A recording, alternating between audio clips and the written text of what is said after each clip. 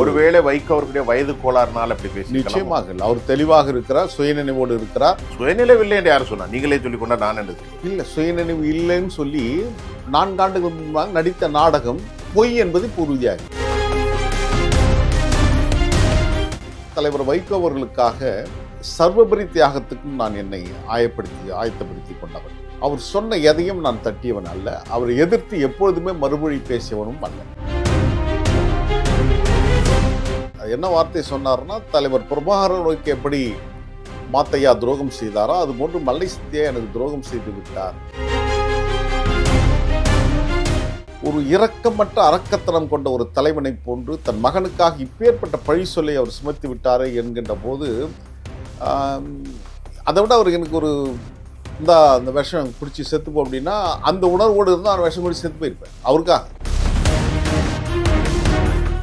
வைகோவுக்கு உளவியல் சார்ந்த அந்த எண்ணங்கள் இருக்கலாம். திமுகவுடைய தலைவராக வைகோ வர வேண்டும் என்ற எண்ணம் அவருக்கு இருந்திருக்கலாம். ஆனால் எனக்கு அந்த எண்ணம் ஒருபோதும் இருந்தது இல்லை. ஏன் என்று சொன்னால் என்னுடைய உயரம் என்னவென்று எனக்கு தெரியும். திமுக கூட்டணியிலிருந்து திமுக வெளியேறி இருக்கிறது என்பது அதிகாரப்பூர்வமாக அறிவிக்கப்பட்டதற்கு பின்னால் திருச்சி நாடாளுமன்ற உறுப்பினராக நீங்கள் நீடிப்பதற்கு தகுதி எழுந்திருக்கிறீர்கள். இப்போது திராவிட முன்னேற்ற கழகம் பலமான சரிவில் இருக்கு.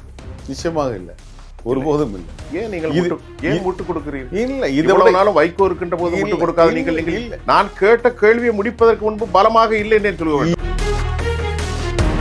தமிழ்நாடு அரசுக்கு கெட்ட பெயரை கொண்டு வருகின்ற இடத்தில் வைகோ எப்பொழுதுமே தயங்க மாட்டார். இப்ப நாளை மறுநாள் ஸ்டெர்லைட் எதிர்த்து போராட்டம் நடத்த போறாரு. இப்ப இந்த போராட்டம் நடத்துறது எதுக்காக? சும்மா நாள் நீங்க சமூக அமைப்புகள் கூட்டு இயக்கங்கள்லாம் நினைக்கிறாங்களா, என் பின்னால இவ்வளவு பெரிய கூட்டம் இருக்குது என்ற ஒரு மாயாஜாலத்தை உருவாக்கி விஜயை நம்ப வைக்கணும், தாவைக்காவை நம்ப வைக்கணும்னு நீங்க முயற்சி எடுக்கிறீங்க. ஆனால் தாவைக்கா அவங்களோட ரொம்ப எச்சரிக்கையா இருக்கணும் தான் என்னுடைய வேண்டுகோளா வைக்கிறேன்.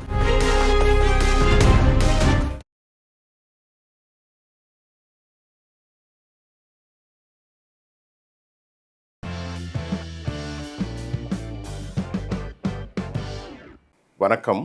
உலகத் தமிழர்கள் அனைவரையும் எம் தொலைக்காட்சியினுடைய அரசியல் ஆடுகளம் நிகழ்ச்சிக்காக நான் உங்கள் அனைவரையும் வரவேற்பதில் எல்லையற்ற மகிழ்ச்சி. இந்நிகழ்ச்சியில் துறை சார்ந்த ஆளுமைகளுடைய எண்ண ஓட்டங்களை நாம் அவர்கள் கதைத்தலின் மூலமாக அரசியல் ஆடுகளத்தில் நாம் சந்திக்க இருக்கிறோம். அந்த அடிப்படையில் சமகால அரசியல் சமாதானமில்லாத பல கேள்விகளை சந்திக்கும் இந்நிகழ்ச்சியின் தொடராக தற்போது நாம் திராவிட வெற்றி கழகத்தினுடைய நிறுவன தலைவருமாகி நாடறிந்த மிகச்சிறந்த நாவன்மை கொண்ட பேச்சாளருமாகிய தோழர் மல்லை சத்யா அவர்களை நான் இந்த கதைகளுக்காக சந்திக்க இருக்கிறேன். அவர்களை வரவேற்று நிகழ்ச்சிக்கு செல்வோம். சர்வான வணக்கம். மல்லை சத்யா, அது என்ன? அது மல்லை மகாபலிபுரமா? அதை மட்டும் சொல்லுங்க. இது பர்சனல் கேள்வியை வச்சுக்கிறோம். மாமல்லபுரத்துடைய அந்த பழமையான பெயர் கடல் மல்லை. கடல் மல்லை. இந்த கடல் மல்லை தான் பிற்காலத்தில் மகாபலிபுரம் மாமல்லபுரமாக மாறியது. மகாபலிபுரம் அப்படியும் ஒரு காலகட்டத்தில் வழங்க மகாபலி. ஆனால் இந்த ஊரோட பழைய பெயர் திருக்கடல் மல்லை. திருக்கடல் மல்லை. அதுக்கப்புறம் கடல் மல்லை. மாமன்னர் மகேந்திரவர்மனுக்கு பின்னால் அவர் பெற்ற சாளுக்கிய வெற்றிக்கு பின்னால் அவர் மாமன்னர் என்று அழைக்கப்பட்டு அவருக்கு மாமல்லன் என்ற விருது வழங்கப்பட்டது. ஒரு உலக வரலாற்றில் ஒரு விளையாட்டு வீரர்களுக்கான ஒரு பதக்கத்தை வழங்குகின்ற ஒரு பட்டயம் வழங்குகின்ற பெயராக இன்றைக்கு மாமல்லன் பெயர் இருக்கிறது என்று சொன்னால் அது நரசிம்மவர்மனுக்கு பின்னால் அது மாமன்னர் மகேந்திரவர்மன் அந்த வரிசையில் மாமல்லபுரமாக இந்த ஊர் அழைக்கப்படுவது. ஆனால் இந்த ஊருடைய பழைய பெயர், வரலாற்று பெயர் மல்லை. எனவே அந்த மல்லை சத்யாவாக அழைக்கப்படுது. இயற்கை உங்களுக்கு கொடுத்த அருட்கொடை, அப்படித்தானே? இயற்கை அப்படிதான், மாமல்லபுரம். ரைட், அது கொடுத்தது மல்லை சத்யா. இப்போ திராவிட வெற்றி கழகம் தமிழகத்தினுடைய ஆட்சி அரியணையிலே எதிர்பார்க்காத ஒரு மாபெரும் வெற்றியை எதிர்பார்த்திருக்கிறது. கடந்த காலங்களில் பேச்சுக்களாலும் கனைகளாலும் போராட்டத்தினாலும் உங்களின் உச்சபட்ச நிலையில் உங்களின் உணர்வுகளாலும் உதிரத்தாலும் மாற்ற முடியாத மாபெரும் தலைவர் வைகோ. அப்படித்தான் உங்கள் பேச்சில் நாங்கள் அவதானித்திருக்கிறோம். நீண்ட இடைவெளிக்கு பின்பு இந்த பிரிவும் தற்போது தங்களின் செயல்பாடும் எவ்வாறு உணர்கிறீர்கள்? இது வந்து ஒரு இக்கட்டான காலகட்டம் தான், ஒரு நெருடனான சம்பவமும் கூட. ஏறக்குறைய 1993 டிசம்பர் துவங்கி கடந்த ஆண்டு ஜூலை முதல் வாரம் வரையிலுமான என்னுடைய 32 ஆண்டு கால அறம் சார்ந்த அரசியல் பணி என்பது அப்பழுக்கற்ற தூய்மையான அரசியல் பணியாகவே நான் செய்து கொண்டு வந்தேன். குறிப்பாகவும் சிறப்பாகவும் தலைவர் வைகோ அவர்களுக்காக சர்வபரி தியாகத்துக்கும் நான் என்னை ஆயத்தப்படுத்தி கொண்டவன். அவர் சொன்ன எதையும் நான் தட்டியவன் அல்ல. அவரை எதிர்த்து எப்பொழுதுமே மறுமொழி பேசியவனும் அல்ல. அவர் சொல்வதுதான் என்னுடைய வேத வாக்காக இருந்தது. ஆக உடலாலும் உயிராலும் ஒரு உயர்ந்த இடத்தில் வைத்து பூஜித்து வந்தவன் நான் வைகோ அவர்களே. கடந்த 4 ஆண்டுகளுக்கு முன்பாக வைகோ அவர்கள் தன்னுடைய அரசியல் படுத்தப்படாத தன்னுடைய மகன் துரைக்காக அவரை அரசியலில் கொண்டு வர வேண்டும் என்கின்ற ஒரு தொலைநோக்கு பார்வையின் போது அது ஒரு திட்டமிட்ட செயலாகத்தான் நான் பார்க்கிறேன். அந்த திட்டமிட்ட செய்கையை நடைமுறைப்படுத்துவதற்கு என் மீது ஒரு அபாண்டமான துரோகப்பழியை அவர் சுமத்தினார். யார் சுமத்தினார்? தலையா வைகோ? வைகோ அவர். துரையின் தூண்டுதலின் பேரிலேயே அந்த பழி என் மீது சுமத்தப்பட்டிருக்கும் என்று நான் கருதுகிறேன். அவர் சொன்ன வார்த்தை என்பது மிக மிக மிக கடுமையான வார்த்தை. அது என்ன வார்த்தை சொன்னார்னா, தலைவர் பிரபாகரனுக்கு எப்படி மாத்தையா துரோகம் செய்தாரோ அதுபோன்று மல்லை சத்தியா எனக்கு துரோகம் செய்து விட்டார் என்று அவர் சொன்னதுதான் என்னை வாள் கொண்டு கீறியதை போன்று ஒரு பெரிய துன்பத்திற்கு நான் ஆளானேன். எனவே தான் அந்த காலகட்டத்தில் என்னுடைய செவ்விகள், என்னுடைய பேட்டிகளை நீங்கள் பார்ப்பீர்களானால் என்னால் அமர்ந்து பேச முடியாத ஒரு சூழலுக்கு நான் கண்ணீரில் தள்ளப்பட்டேன். காரணம், ஒரு கொடும்பழியை ஒரு இரக்கமற்ற அரக்கத்தனம் கொண்ட ஒரு தலைவனை போன்று தன் மகனுக்காக இப்பேற்பட்ட பழி சொல்லை அவர் சுமத்தி விட்டாரே என்கின்ற போது, அதை விட அவருக்கு எனக்கு ஒரு அந்த விஷம் குடிச்சு செத்துப்போம் அப்படின்னா அந்த உணர்வோடு இருந்தால் அந்த விஷம் குடிச்சு செத்து போயிருப்பேன். அவருக்காக எதையும் நான் எதிர்பார்த்தவன் இல்லை. ஆனால் அவர் எப்பொழுது அந்த வார்த்தையை சொன்னாரோ அன்றையிலிருந்து இப்படி தம்முடைய வாழ்க்கையை 32 ஆண்டு காலம் நம்முடைய வசந்த காலத்தை இழந்து விட்டோமே என்று அதற்கான வருத்தப்பட்டது உண்டு.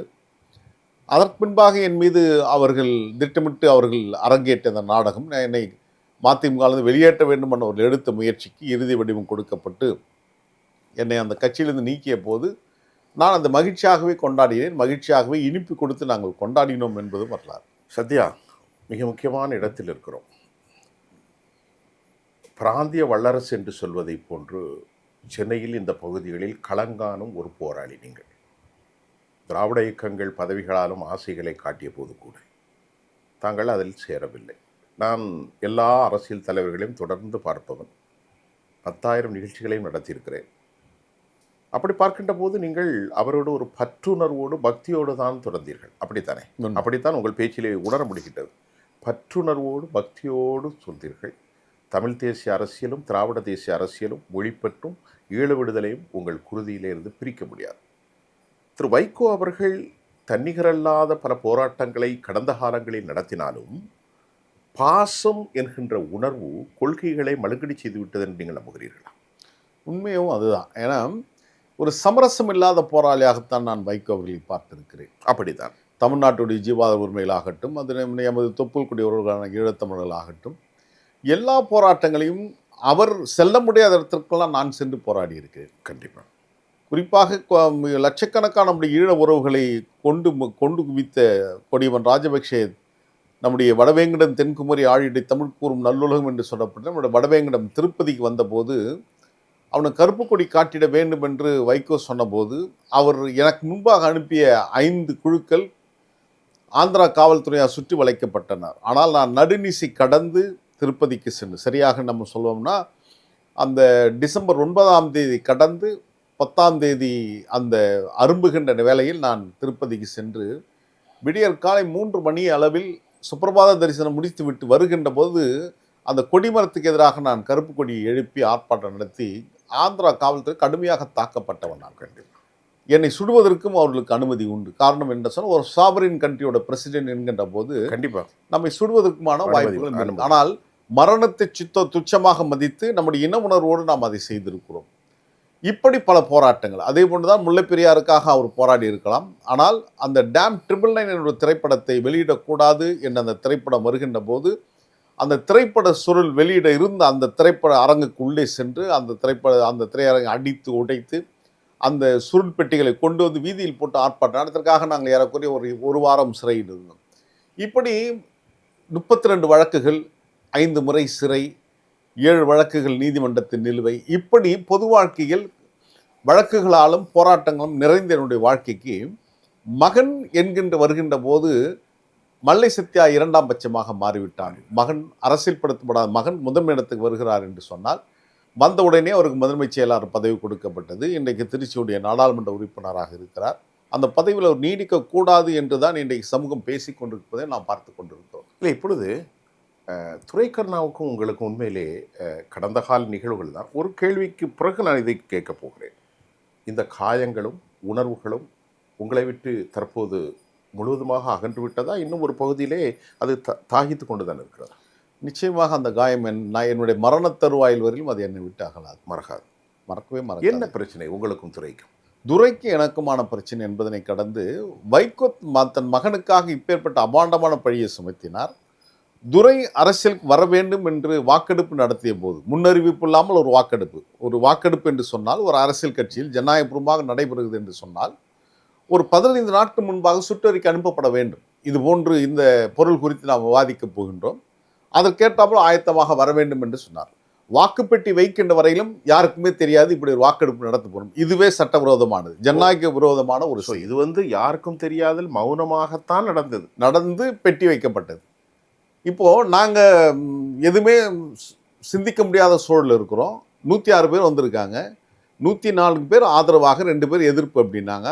நான் அந்த கூட்டத்தில் சந்தேகத்துக்கு நபராக இருக்கிறேன். நான் உண்மையாக இருந்த காலகட்டத்திலும் நான் சந்தேகத்துக்குரியவராக பார்க்கப்படுகின்ற போது அந்த தேர்தல் நடத்துகின்ற அதிகாரியாக இருந்த வந்தியத்தேவனிடம் நான் வர வேண்டும் என்று அதை டிக் செய்து விட்டு தான் அவரிடம் காட்டிட்டு தான் நான் வாக்குப்பதிவு செய்தேன். ஏன்னா நான் சந்தேகத்துக்குரியவனாக இருக்கின்ற போது நான் என்னுடைய சந்தேகத்தை விலக்கிக் கொள்கின்ற விதத்தில் நான் அதை செய்தேன். அப்படி தொடர்ச்சியாக அவர் அரசியலுக்கு வர வேண்டும் என்று முதலாக அந்த மௌனத்தை கலைத்தவனும் நான் தான். துரை அரசியலுக்கு வரட்டும் அப்படின்னு நான் பேசினேன். ஏன்னா நான் எதிராக இருக்கிறேன்னு நினைக்கிறாங்க. காரணம், அந்த கட்சியில் இருக்கின்ற தொண்டர்கள் இல்லை, நீங்கள் பேச்சு நானும் கவனித்தேன். துறையே வரவேற்றீர்கள். அதற்கு பின்பு ஏன் இவ்வளவு பெரிய பிளவு? என்ன காரணம் அப்படின்னா, மதிமுகவில் இருக்கின்ற தோழர்கள் மல்லை சத்யாவை உயிராக நேசிக்கின்றார்கள். வைகோவுக்கு அடுத்த இடத்தில் அந்த உயிராக நேசிக்கின்றார்கள். அவருடைய சுகதுக்கங்களில் வைகோ பங்கேற்க முடியாத இடத்திற்கெல்லாம் நான் பங்கேற்றிருக்கிறேன்.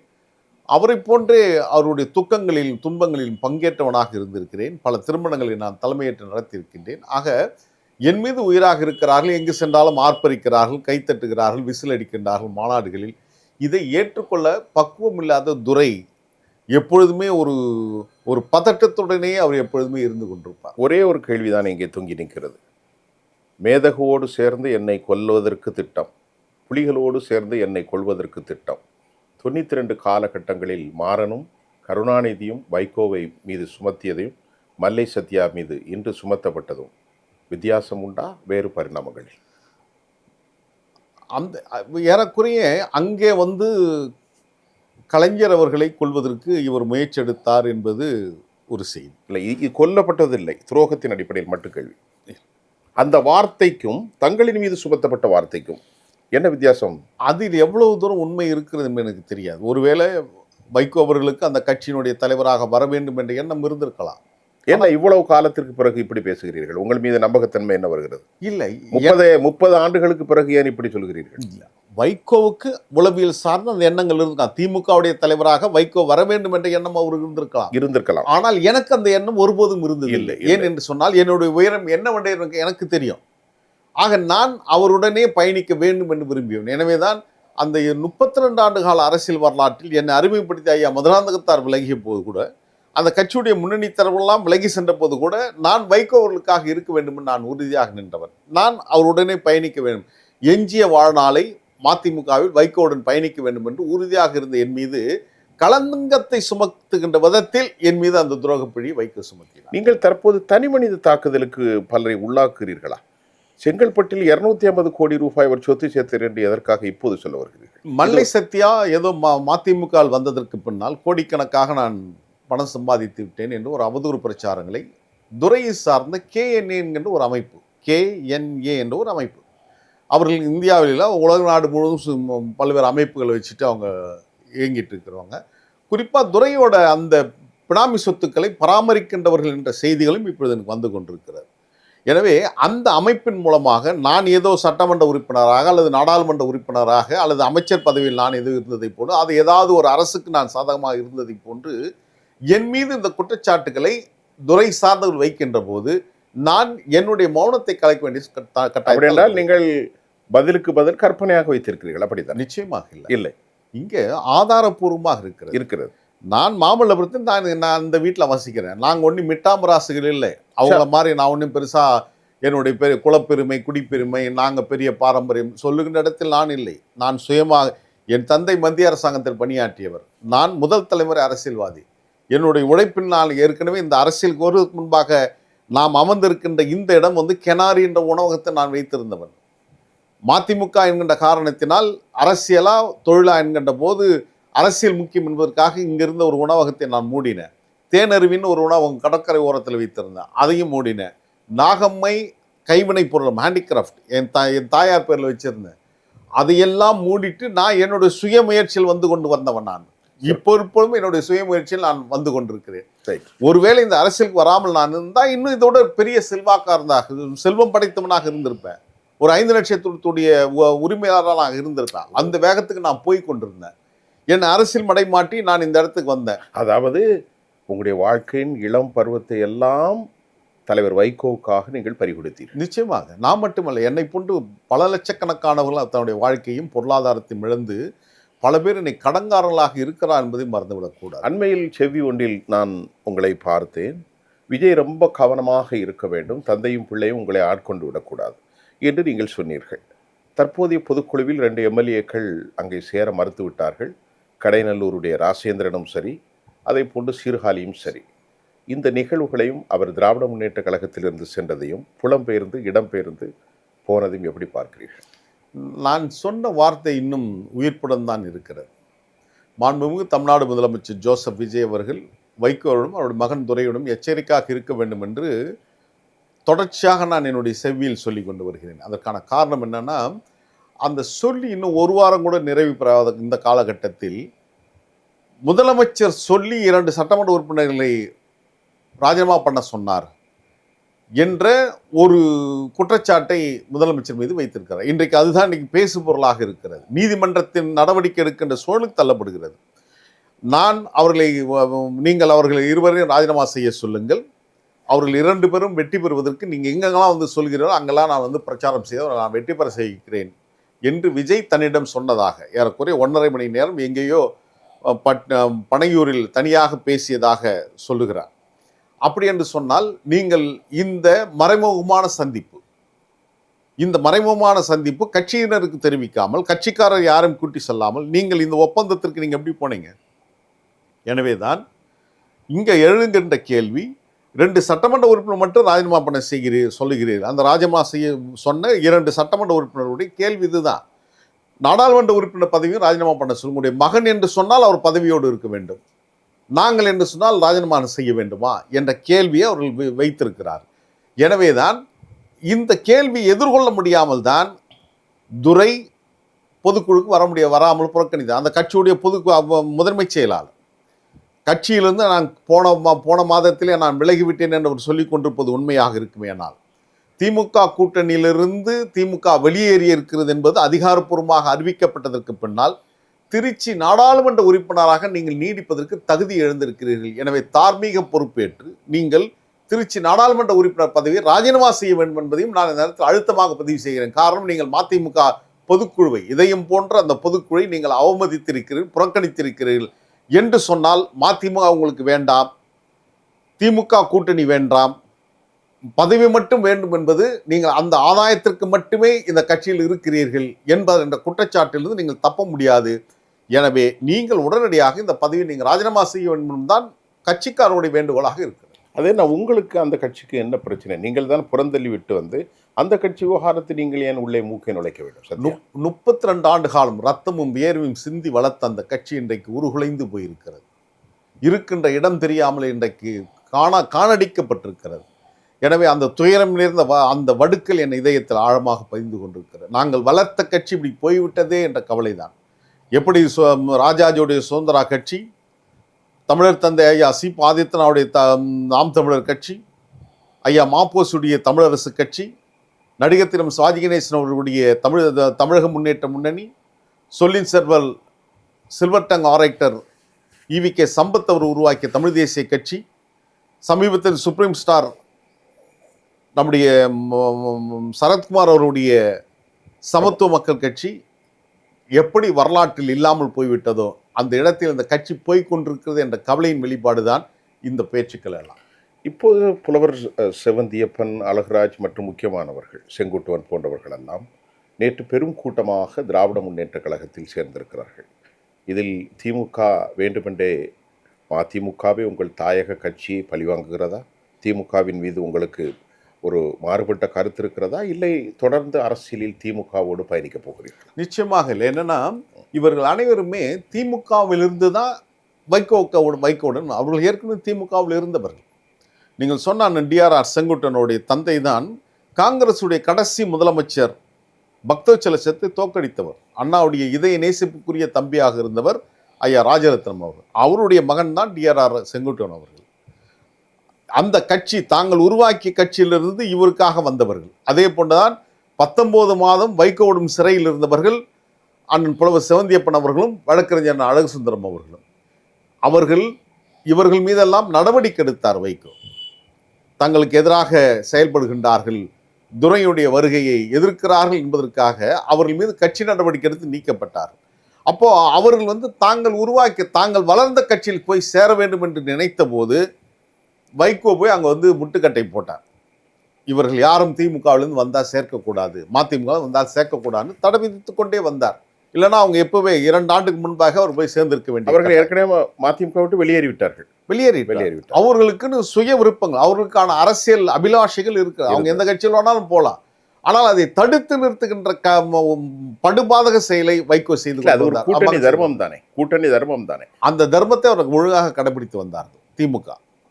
திமுக கடைபிடித்து வந்தது. ஏன்னா வைகோ மன வருத்தப்படக்கூடாது வயதான காலத்தில் என்று அவர்களை சேர்க்காமலே இருந்தால், இப்போ அவர் விலகிவிட்ட காரணத்தினால் அவர்கள் இப்போது சேர்கிறார்கள் என்றால் அது வரவேற்க வேண்டிய செய்தி தான். இப்பொழுது உங்களுக்கு வழி சரியாக அமைந்திருக்கிறது. திமுகவில் நுழைவதற்கு அறிவாலயம் மகாபலிபுரத்திலிருந்து பயணிக்கப் போகிறது எனது கேள்வி சரியா? இல்லை, திராவிட வெற்றி கழகம் என்கின்ற ஒரு இயக்கத்தை நாங்கள் கட்டமைத்திருக்கின்றோம். நாங்கள் பெரிய வலிமையான இயக்கம் என்று நாங்கள் சொல்ல முடியும். ஆனால் வலிமையான எண்ணம் கொண்ட ஒரு அடர்த்தியான திராவிட இயக்க சிந்தனை, சித்தாந்த ரீதியாக. எனவே தான் எங்களுடைய இந்த ஏறக்குறைய 9 மாத அரசியல் பயணத்தை நீங்கள் உற்று நோக்கினார்கள்னா இந்த 9 மாதம்தான் திராவிட வெற்றி கழகத்தோடைய அரசியல் பயணம். ஆனால் எங்களுடைய அரசியல் பயணம் 32 ஆண்டு காலம் நீட்சி கொண்டது. அந்த 32 ஆண்டு கால மதிமுக பயணம் என்பது 1916 நீதி கட்சியிலிருந்து இந்த பயணம் துவங்குது. ஆக நூற்றாண்டு கடந்த திராவிட இயக்கத்தின் பயணத்தை திராவிட வெற்றி கழகத்தின் மூலமாக நாங்கள் தொடர்கிறோம். ஒன்று, அதன் சாட்சியாகத்தான் தமிழ்த்தாயின் தலைவரின் பேரறிஞர் அண்ணா அவர்கள் பிறந்த செப்டம்பர் 15 திராவிட வெற்றி கழகத்துடைய கொடியை நாங்கள் அறிமுகப்படுத்தினோம். அண்ணாதான் சொன்னார், கருப்பு சிவப்பு சரிபாதியாக இருக்கிறது, எதிர்காலத்தில் கருப்பு நிறம் குறைந்து சிவப்பு மிகுதியாகும் என்று சொன்னார். அதே எண்ண ஓட்டத்தின் அடிப்படை தான், அதே கருத்தியல் அடிப்படையில் தான் திராவிட வெற்றி கழகத்துடைய கொடியில் 1 பாகம் கருப்பு 3 பாகம் சிவப்பு வைத்து அதில் 7 நட்சத்திரங்கள் நாங்கள் பொறித்தோம். அந்த 7 நட்சத்திரங்கள் எது என்று கேட்டால், திராவிட இயக்கத்துடைய பிதாமகனாக மூலவர்களாக இருந்த டாக்டர் நடேசனார், சர்பிடி தியாகராயர், TM நாயர், தந்தை பெரியார், பேரறிஞர் அண்ணா, இந்திய அரசு சாசனத்துடைய தந்தை அண்ணல் அம்பேத்கர் அவர்கள், உலக தொழிலாளர் உலகத்துடைய தலைவர் கார்ல் மார்க்ஸ் அவர்கள். இதுதான் எங்களுடைய கருத்தியல் தலைவர்கள். இந்த கொடியை செப்டம்பர் 15 அண்ணா பிறந்த நாள் விழாவில் காஞ்சிபுரத்தில் அண்ணாவுடன் அரசியல் பயின்ற ஐயா திருப்பூர் துரைசாமி அவர்கள் இந்த கட்சியுடைய கொடியை அறிமுகப்படுத்தினார். அப்போது நாங்கள் கட்சிக்கு பெயர் வைக்கவில்லை. எங்களுடைய சித்தாந்தவாதியாக நாங்கள் கூடியிருக்க என்னுடைய தோழர்கள் ஒன்றிணைந்து இந்த பயணத்தை அடுத்த நகருக்கு நாம் கொண்டு செல்ல வேண்டும் என்பதற்காகத்தான் இயக்க கட்டுமான பணிக்கு நாங்கள் பெரிய அளவில் திட்டமிட்டு கொண்டு வந்தோம். திட்டமிட்டு எந்த பெயர் வைப்பது, சமீப காலத்துக்கு ஏறக்குறைய ஒரு 15 ஆண்டு கால அரசியல் வரலாற்றில் உருவான கட்சிகளில் ஒன்றில் கூட திராவிடம் என்ற பெயர் இல்லை. அண்ணன் வேல்முருகன் உருவாக்கிய கட்சி தமிழக முன்னேற்ற முன்னணி, தமிழக வாழ்வுரிமை கட்சி, அண்ணன் சீமானவர்கள் உருவாக்கிய கட்சி, அது மீள் உருவாக்கம் செய்யப்பட்ட நாம் தமிழர் கட்சி. அண்ணன் தினகரன் உருவாக்கிய கட்சி வந்து அமமுக. இப்படி திராவிடம் இல்லாத ஒரு சொல்லாடல் வருகின்ற காரணத்தினால் அந்த திராவிடம் நிச்சயமாக இடம்பெற வேண்டும். ஆனால் ஒருபோதும் மறுமலர்ச்சி என்ற சொல்லாடல் வந்துவிடக்கூடாதுன்னு மிகுந்த கரிசனத்தோடு எங்களுடைய தோழர்கள் ஒன்று கூடி, ஏனென்று சொன்னால் நாங்கள் அங்கிருந்து யாசகம் பெற்று வந்தோம், நாங்கள் அவங்களோட ப்ராடக்ட் என்பதே எதிர்காலத்தில் தெரிந்துவிடக்கூடாது என்பதற்காகத்தான் அந்த திராவிடத்தின் அடையாளத்தை மீட்பதற்காக திராவிட வெற்றி கழகம் என்று கழகத்தை பெயர் சூட்டினோம். அதை எந்த நாளில் நாங்கள் துவங்கினோம் என்று சொன்னால் 1916ஆம் ஆண்டு நவம்பர் 20ஆம் தேதி இந்த மண்ணில் எந்த நாளில் நீதி கட்சி தோற்றுவிக்கப்பட்டதோ அதே நாளில் தான் திராவிட வெற்றி கழகம் கடந்த ஆண்டு நவம்பர் 20ஆம் நாள் திராவிட வெற்றி கழகம் என்ற பெயர் நாங்கள் சூட்டியிருக்கிறோம் என்று சொன்னால் எங்களுடைய பயணம் என்பது திராவிட இயக்கத்தின் வழிவடைந்தது. ஒரு முக்கியமான ஒரு காலகட்டம். தமிழக வெற்றி கழகம் எதிர்பார்க்காத மாயஜாலத்தை மக்களின் மனங்களை வென்றிருக்கிறது. இந்த வெற்றி கழகம் அடுத்த பயணத்தில் தொடரும் என்றுதான் வாய்ப்புகள் உண்டு. அப்படித்தானே? ஆட்சியை பிடிப்பதை தாண்டி வெற்றி கழகம் என்ற பெயர் நீங்கள் அவர் வெற்றிக்கு பின்னால் வைக்கவில்லை. அப்படித்தானே? இல்லை, வெற்றி கழகத்திற்கு பின்னால் தான் வைத்தீர்கள். சரி, அது ஒரு பக்கம் இருக்கட்டும். இப்போது திராவிட முன்னேற்ற கழகம் பலமான சரிவில் இருக்கிறது. நிச்சயமாக இல்லை, ஒருபோதும் இல்லை. ஏன் நீங்கள் முட்டு கொடுக்கிறீர்கள்? இல்லை, இவ்வளவு நாளும் வைகோ இருக்கின்ற போது முட்டு கொடுக்காத நீங்கள் இல்லை. நான் கேட்ட கேள்வியை முடிப்பதற்கு முன்பு பலமாக இல்லை என்று சொல்லுவேன். இதை விட பெரிய சரிவுகளை கடந்த காலத்தில் சந்தித்திருக்காங்க. ஒரே ஒரு சட்டமன்ற உறுப்பினரை பெற்றிருந்த திமுக அடுத்த தேர்தலில் நான் ஆட்சியை பிடித்திருக்கிறது என்று சொன்னால் இது பெரிய சரிவு அல்ல, இது ஒரு இடைக்காலம் தான். திரு சத்யா, இந்த பேட்டியை திமுக தலைமை பார்க்கத்தான் போகிறது. நிச்சயமாக உலகமே பார்க்க. ஆனால் நான் கேட்பதற்கு முன்பு வைகோ வெளியே போனவுடன் நான் கேள்வியை முடிப்பதற்கு முன்பு இல்லை இல்லை என்று பலமாக ஆதரவு கொடுப்பது நோக்கம் என்ன? இல்லை, நீங்க பலமான பின்னடைவு பலமான தோல்வி என்று சொன்னபோது அது இல்லைன்னு தான் நான் சொல்றேன். பலமான வாக்கு வங்கி பெற்றிருக்கிறாங்க. தமிழ்நாட்டு அரசியல்ல அல்லது இந்திய அரசியல்ல ஒரு வலுவான கட்டமைப்பு கொண்டு சிங்கிள் லார்ஜஸ்ட் பார்ட்டி எது என்று கேட்டால் இன்னைக்கும் திமுக, அது இடத்துல அண்ணா திமுக இருந்திருக்கிறது. எங்கே அண்ணா திமுக எங்கே இருக்கிறது? நீங்கள் இவ்வளவு விவரம் தெரிந்தவர், 7 நட்சத்திரங்களுடைய சித்தாந்தவாதி, அருமையாக உள்ள நூல்களை பிடித்த கற்றுணர்ந்தவர், நாடறிந்த நல்ல பேச்சாளர். நானே கேட்டிருக்கிறேன். இன்றைக்கு உங்கள் தேவை திமுகவுக்கு தேவை, உங்கள் தேவை திமுகவுக்கு தேவை. 1991 கொலைப்பழி சுமத்தப்பட்ட இந்த இயக்கம் அன்று தனித்து நின்று பெற்ற வாக்குகள் எவ்வளவு தெரியுமா? 23 விழுக்காடு. இன்று அதே நிலையில் தான் இருக்கிறார்கள். 12% கொண்ட காங்கிரஸ் கட்சியும் விடுதலை சிறுத்தைகளும் IUMலும் மார்க்சிஸ்ட் கம்யூனிஸ்டும் இந்திய கம்யூனிஸ்டும் வெளியே போய்விட்டார்கள். 1 1 2 5 2 7 7 3 10 என்ற கணக்கு தான் தமிழ்நாட்டு அரசியல். 1952 57 62 67 பேரறிஞர் அண்ணாவுடைய காலத்திற்கு பின்பும் 1977 80 84 இப்படிப்பட்ட கடந்த காலங்களிலும் இந்த ஃபார்முலா தான் தமிழ்நாட்டில் வெற்றி பெற்றிருக்கிறது.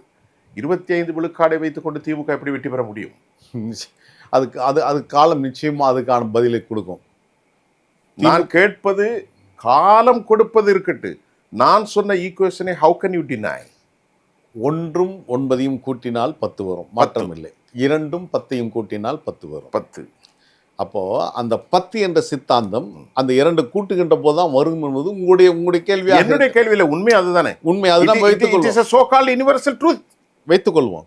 ஆனால் இந்த 2 தனியா நிற்கட்டும், 1 தனியா நிற்கட்டும், இந்த நீங்க சொன்ன இந்த தமிழ்நாட்டுடைய முதலமைச்சர் சொல்றாரு அல்லு சில்லு கட்சிகள் சொன்னார் இல்லையா, அந்த அல்லு சில்லு கட்சிகள்லாம் தனியா நிற்கட்டும், திமுக தனியா நிற்கட்டும், வெற்றி பெறுவது யாருன்னு பார்ப்போம். அந்த பேச்சு இல்லை இந்தியா, அந்த பேச்சு இல்லை. இந்திய அரசியலமைப்பு அப்படி சொல்லவில்லை. இது ஜெர்மனுக்குத்தான் சூட் ஆகும். தனித்துவமாக பெறுகிற கணக்கீட்டின்படி இடஒதுக்கீடுகளை இடத்தை பெறுவது ஜெர்மனுக்கு சூட் ஆகும். உங்களுடைய முன்னாள் தலைவர் திரு கருணாநிதி அடிக்கடி சொல்வார் 80 காலகட்டங்கள், எனக்கு நன்கு தெரியும். இப்பொழுது கேட்கிறேன், யதார்த்தத்தை மட்டும் பேச வேண்டும். 1%, 1.5%, 2%க்குள் பலர் இன்றைக்கு மாயாக மறைந்து போனார்கள். 8% வைத்திருக்கிற தமிழ் தேசியத்தின் மாபெரும் தலைவனாக தன்னை அடையாளப்படுத்தி கொண்ட சீமான் வீழ்ச்சிக்கு போகிறார். 11% வைத்திருக்கிற பாஜக வீழ்ச்சிக்கு சென்று விட்டது. எல்லா வாக்குகளும் தனித்து நின்று 35% பெற்றுவிட்டது. யாரு? விடுதலை தாவேகா. இப்போது பிளஸ் அவர்களோட ஒரு 10%, 8% கூட இருக்கும். இன்னும் பலர் காத்திருக்கிறார்கள். They have been waiting. ஆனால் திமுகவுக்காக இப்பொழுது என்ன வாய்ப்பு உண்டு? நீங்கள் சொல்கிறீர்கள் 8 10 1, இந்த கூட்டணி இல்லாமல் எப்படி ஜெயிக்க முடியும்? சொல்லுங்கள். சொல்லுங்கள். இதில் ரொம்ப சிறப்பாக நம்ம பார்க்க வேண்டியது என்ன அப்படின்னா, திராவிட முன்னேற்ற கழகம் என்பது துவக்க காலத்தில் ஆட்சி அதிகாரத்திற்காக தூக்கப்பட்ட இயக்கம் அல்ல. முதல்ல நம்ம சொன்னோம் இது அப்படி என்றால் சத்யா நீங்கள் சுற்றி வளைத்து பேச வேண்டாம். இல்லை, இது ஒரு நீங்கள் சமுதாய சுற்றி வளைத்து இயக்கமாகத்தான் பேச வேண்டாம். பார்க்கப்பட்டது. சத்யா நீங்கள் சுற்றி வளைத்து பேச வேண்டாம். 25%, 35% சமமாகாது. 35 பிளஸ் ஒரு 10 45 இருக்கும்போது இந்த 25%த்தில் கொங்கு நாடு கட்சியை வைத்துக்கொண்டும் முக்குளத்தோர் புலியை வைத்துக்கொண்டும் மனிதநேய மக்கள் கட்சியை கொண்டும் மனிதநேய ஜனநாயக கட்சியை கொண்டும் எப்படி வெற்றி பெற முடியும்? நிச்சயம் எப்படி வெற்றி பெற முடியும்? நிச்சயம் வெற்றி எப்படி வெற்றி பெற முடியும் சொல்லுங்கள். இப்போ தமிழ்நாட்டு அரசியலை பொறுத்தவரை காரணங்கள் தான் ஆதரவு வாக்குகளை கடந்து எதிர்ப்பு வாக்குகள் தான் யார் முதலமைச்சராக வர வேண்டும் என்று தீர்மானிக்கும். எனவே இந்த ஒரு மாத ஆட்சி இருக்கிறது இல்லையா, தமிழக வெற்றி கழகத்துடைய ஆட்சி, இந்த ஆட்சி என்பது ஒரு நன்றாக இயங்கிக் கொண்டிருந்த அரசு இயந்திரம் இப்போது 2 ஆண்டுகள் பின்னோக்கி தள்ளப்பட்டிருக்கிறது. அது யாராலும் மறுக்க முடியாது. 2 ஆண்டுகள் இந்த 45 நாட்கள் 40 நாட்கள் 2 ஆண்டுகள் பின்னோக்கி தள்ளப்பட்டிருக்கிறது. அப்போ இந்த ஆட்சி ஏதோ ஒரு 10 ஆண்டுகள் நடந்த ஒரு ஆட்சி போன்று ஒரு வெறுப்பும் சலிப்பும் மக்கள் மத்தியில் வந்திருக்கு. வாக்களித்தவர்களே இன்னைக்கு அந்த சலிப்பு நிலைக்கு தள்ளப்பட்டிருக்கிறார். நீங்கள் சொல்வது சரிதானா? நீங்கள் மிகச்சிறந்த கல்வியாளர், மிகச்சிறந்த பேச்சாளர். சாதாரணமார்கள் சொல்வதும் திரு மல்லை சத்யா சொல்வதற்கும் வித்தியாசம் இருக்குன்னு பார்க்குறேன். நீங்கள் எப்படி சொல்லுகிறீர்கள்? தேனிலவு பீரியடே 6 மாதம் நீங்கள் தான் கொடுத்தீர்கள். நீங்கள் அல்ல, எல்லாரும் கொடுப்பார்கள். அதில் ஒரு பகுதி கூட முடியவில்லை திரு சத்யா. இல்லை, அதற்குள் என்ன வெறுப்பு? அதற்குள்ள என்ன வெறுப்பு உங்களுக்கு சொல்லுங்கள். குறைந்த நீங்கள் எதையோ மனசிலே அசை போடுகிறீர்கள். நிச்சயமாக இல்லை. ஆனால் தமிழ்நாட்டுடைய சட்டம் ஒழுங்கு நிலைமைகள் எப்படி போயிட்டு இருக்குது, அமைச்சருடைய செயல்பாடுகள் கணிக்கப்படுகிறது, பல்வேறு கூறுகளை நாம் பார்த்தாகணும். அரசியல் நிலைப்பாடுகள் நீங்கள் விஜய் ஒரு விதிவிலக்காக இருக்கலாம், I can be exemption, very good. ஆனால் விதிவிலக்குகள் விதிகளாகாது. ஒரு கூட்டு முயற்சியின் வெற்றியாகத்தான் இதை பார்க்க முடியும். இந்த கூட்டு முயற்சியில் பல்வேறு பின்னடைவுகள் இருக்கிறது. இப்போ நீங்கள் குறிப்பாக நீங்கள் பார்க்க போனால் இப்போ ஷோபா மாடல்னு இந்த ஆட்சிக்கு பேர் வந்துடுச்சு. இன்னைக்கு கூட கனடாவில் காலையில் பத்திரிகையில் படித்தேன், it is a portrait, it is a illusion. இல்லை, காலையில் portrait, it is a illusion. காலையில் சித்தரிக்கப்பட்டது பொய்மையானது இல்லை, நிச்சயமாக இல்லை. காலையில் ஒரு பத்திரிகையில் பார்த்தேன், தினத்தந்தி பத்திரிகையில் பார்க்குறேன், கனடாவில் ஒரு வீட்டில் இருந்து ஷோபா எடுத்து வீதியில் போட்டு போகிறாங்க. ஆமாம், போடுவாங்க. இன்னைக்கு வந்திருக்கிற செய்தி ஆமாம், என்னன்னு கேட்டால் ஒருவேளை அவங்க புதிய சோபா வாங்கலாம். அங்கே என்னுடைய உறவினர்கள்லாம் அமெரிக்காவில் 35 குடும்பம் இருக்கிறது, ரோட்டில் கொண்டு போய் விட்டு போவார்கள். நான் என்ன தேவையானவர்களை எடுத்துக்கொண்டு போவார். இல்லை, அவங்க எடுத்து காட்டில் போடுறாங்க. அவங்க என்ன பண்ணுறாங்க, அந்த பின்பற்றி அது திரும்ப அந்த ஷோபா எடுத்து போயிட்டு மறுசுழற்சி பண்ணுற இடத்துல போடுங்க அப்படின்னா. கனடான்னு சொல்கிறதுக்கான காரணங்கள், கனடாவில் தொடர்பு கொண்ட கொஞ்சம் பேர் இருக்காங்க. இப்போ ஒருவேளை இங்கிருந்து சோபா அங்கே போச்சான்ற கேள்வி நான் சொல்வது மூலமாக அவங்க புரிஞ்சுப்பாங்க என்ன சோபா சொல்ல வராங்க. உண்ட வீட்டுக்கு ரெண்டகம் பண்ணுகிறீர்களா? நிச்சயமாக கிடையாது. நீங்கள் வந்த இடத்தை மீண்டும் சுட்டி காட்டுகிறீர்களா? ஒருபோதும் கிடையாது. கனடாவோடு ஏன் இதை சொல்கிறீர்கள் என்று எனக்கு புரியவில்லை. கனடாவில் இன்று காலை செய்தி பத்திரிகையில் பார்த்த செய்தி, பழைய சோபாவை கொண்டு வீதிகளுக்கு அதை ஒரு காட்டுப்பகுதியில் போட்டுருவாங்க. அதை எதிர்விட்டு அந்த வீட்டுக்காரர் கண்டுபிடிச்சு இது போடக்கூடாதுன்னு சொல்லி அந்த வட்டியில் தூக்கி அந்த பழைய சோபா போட்டு அனுப்புறாங்க. அப்போ புது சோபா இங்கிருந்து போச்சாலும் எனக்கு தெரியாது. ஆனால் சோபா கதைகள் நடந்து கொண்டிருக்கிறது நம்ம மறந்துவிடக்கூடாது. ரொம்ப சிறப்பாக பேசுகிறோம், இன்னும் நிறைய பேசுகிறோம். இருந்தாலும் இன்னும் ஒரு சில கேள்விகளோடு நிகழ்ச்சிக்கு முறைக்கு வந்துடும். தாங்கள் இப்போ வைகோ அங்கே சேர்ந்ததும் துரை கருணா அங்கு சேர்ந்ததும் நீங்கள் அவர்களிடத்தில் கவனமாக இருக்க வேண்டும் என்று சொன்னதும், இதையெல்லாம் இணைத்தும் தற்போதைய ஆட்சி சூழல் எப்படி இருக்கின்றது, தமிழ்நாட்டுடைய அரசியல் களம் ஒட்டுமொத்தமாக எப்படி மாறப்போகிறது, உங்களுடைய நிறைவான கேள்வி இதுவாக. இப்போ வைகோ அவர்களிடமும் துரையவரிடம் அரசு எச்சரிக்கையாக இருக்கும்னு நம்ம சொல்லிட்டு வரோம், தொடர்ச்சியாக சொல்லிட்டு வரோம். உங்களுக்கு ஏற்பட்ட கசப்பான உணர்வுகள்? இப்போ ஆட்சிக்கே ஏற்பட்டுச்சு கசப்பான உணர்வு. பொதுக்குழுல அவர் என்ன பேசுகிறாரு, 1.5 மணி நேரம் பட்டினப்பாக்கத்தில் போய் நான் பட்டினப்பாக்கம் தான் வீடு, அங்கே தான் அப்பார்ட்மெண்ட் இருக்குது. ஆனால் அவர் மாற்றி சொல்கிறார், பனையூரில் போய் பார்த்தேன். ஒருவேளை பார்த்துருக்கலாம், பனையூரில் போய் 1.5 மணி நேரம் பேசிட்டு இருந்தேன். அப்போ தான் விஜய் அவர்கள் சொன்னார், உங்கள் 2 சட்டமன்ற உறுப்பினர் ராஜினாமா பண்ண சொல்லுங்கள். அதையும் வெளியே சொன்னார். அதையும் வெளியே சொன்னார். இதுதான் முதலமைச்சருக்கு தர்ம சங்கடத்தை, ஆட்சிக்கு கெட்ட பேர் கொண்டு. ஒருவேளை வைகோ அவர்களுடைய வயது கோளாறுனால் அப்படி பேசி? நிச்சயமாக இல்லை, அவர் தெளிவாக இருக்கிறார், சுயநினைவோடு இருக்கிறார். சுயநினைவு இல்லை என்று யார் சொன்னார்? நீங்களே சொல்லிக் கொண்டா நான் என்ன செய்வது? இல்லை, சுயநினைவு இல்லைன்னு சொல்லி 4 ஆண்டுகள் முன்பாக நடித்த நாடகம் பொய் என்பது இப்போ உறுதியாகுது. அவர் என்ன சொன்னார், என்னால் இயங்க முடியல, கை காலெல்லாம் அப்படியே ஆடிக்கிட்டு. ஆமாம், அது உடல்நல பாதிப்பு வருவது தானே. ஏதோ நரம்பு தளர்ச்சி வந்த போல நினைவாற்றல் பேசும் அந்த ஒரு காணொலியை பேசும்போது அப்படியே முடிச்சிட்டார், பேசவே இல்லை. கடைசி வரல அந்த காணொலி கூட. எதற்காக இந்த நடிப்பு? மகன் அரசியலுக்கு வரணும், மல்லை சத்யா வீட்டுக்கு அனுப்பணும். ஓ, இதிலும் இவ்வளவு பெரிய சதி இருக்கிறது. நிச்சயமா இப்போ இன்னும் ஒரு பெரிய ஹீரோ மாதிரி வராரு. ஜேசிபி இப்பொழுது நன்கு பதை மாதிரியே பேசுகிறார் அவர். பழைய மாதிரி வராரு. அந்த ஜேசிபி அந்த தொங்கிக்கிட்டு போறாரு. போய் முள்ளு வெட்டுறாரு. நான் இப்போ முள்ளு வெட்டுறீங்கல்ல, அரசுக்கு ஆதரவாக தானே அந்த முள்ளு வெட்டுறீங்க. நீதிமன்றத்தின் உத்தரப்பிரகாரம் நீங்கள் போய் வெட்டிருக்கீங்க. இப்போ வந்து 4 இடத்துல இன்னைக்கு வெட்டிட்டு வரீங்க. வேலிக்கத்தான் முள் வெட்டுறது வந்து வெட்டப்பட்ட முள்ளுக்கு வந்து அந்த முள் இருக்குல்ல, அந்த வேலிக்கத்தான் விறகு, அந்த விறகு விற்று அந்த பணத்தை நீங்கள் கஜானால அரசு கருவூலத்தில் நீங்கள் சேர்க்கணும். கடந்த காலத்தில் நீங்கள் அந்த முள்ளை வெட்டி ஒரு கும்பல் அது வித்துட்டு பணத்தை எடுத்துட்டு போய் அந்த நிலத்துக்கு சொந்தக்காரர் வந்து தகராறு பண்ணார்கள். இப்போ நீங்கள் வெட்டிய முள்ளுக்கெல்லாம் வெட்டி அந்த விறகுக்கெல்லாம் பணத்தை விற்று அந்த பணத்தை வந்து கஜானா அரசு கருவூலத்தை நீங்கள் சேர்க்கணும். உங்கள் ஆட்கள் எடுத்துன்னு போயிடக்கூடாது. இந்த எச்சரிக்கை நான் தமிழ்நாடு அரசு சொல்கிறேன். இவங்க கிட்ட வா. இப்போ சமீபத்தில் இந்த ஒரு சில ஆண்டுகளுக்கு முன்னால் செங்கல்பட்டு மாவட்டத்தில் ஒரு ஊராட்சி மன்ற தலைவர் வந்து மராமத்து பணி செய்தேன், இது போன்ற வேலிக்கத்தான் முள்ளை வந்து 3.5 லட்சம் ரூபாய்க்கு நான் வெட்டினேன் அப்படின்னு பில் போட்டிருக்கிறார். 3.5 லட்சம் ரூபாய்க்கு நீங்கள் முள் வெட்டி இருக்கிறீர்கள் என்று சொன்னால் அப்போ அந்த முள்ளோட விலை எவ்வளோ இருக்குன்னா எப்படி ஒரு 10 லட்சம் இருக்கணும். இந்த வெட்டின முள்ளை நீங்கள் விற்றுருக்கணும்ல, அந்த பணம் எங்கே என்பது தான் இவர் ஃபோர்ஜரி பண்ணார் என்பது ஒரு நிரூபணம் ஆயிடுச்சு. ரைட். இப்போ நாங்கள் கேட்குறேன்னு, இப்போ நீங்கள் வந்து விளம்பரம் செய்கிறீங்க. அவர் வருகிறார், முள்ளு வெட்ட போகிறார், ராஜாதி ராஜ ராஜ மார்த்தாண்ட ராஜ கம்பீர ராஜ குலத்துங்க இம்சை அரசன் 23ஆம் புலிகேசி வருகிறார்னு சொல்கிற மாதிரி இப்போ நீங்கள் வந்து கட்சிக்காரனை இம்சைப்படுத்தி அவன் ஏற்கனவே பட்ட கடன்லாம் இன்னும் தீராமல் இருக்கின்ற போது இப்போ சீமக்கருவேல மரத்தை நீங்கள் வெட்ட போகிறோன்னு இப்போ உங்களுக்கு நீங்கள் செலவு செய்துட்டு இருக்கீங்கல்ல, பல்லாயிரக்கணக்கில் வெட்டப்படுகின்ற அந்த மரங்களை விற்று அரசு கருவூலத்தில் சேர்க்க வேண்டும் என்கின்ற இந்த பொறுப்புணர்வு வைகோவர்களுக்கு ஜனநாயக பண்பு இருக்குன்னா அதை விற்று அரசு கருவூலத்தை சேர்க்கணும். இதை அரசாங்கம் கண்காணிக்க வேண்டும் என்பது நான் இந்த நேரத்தில் பதிவு செய்ய விரும்புகிறேன்.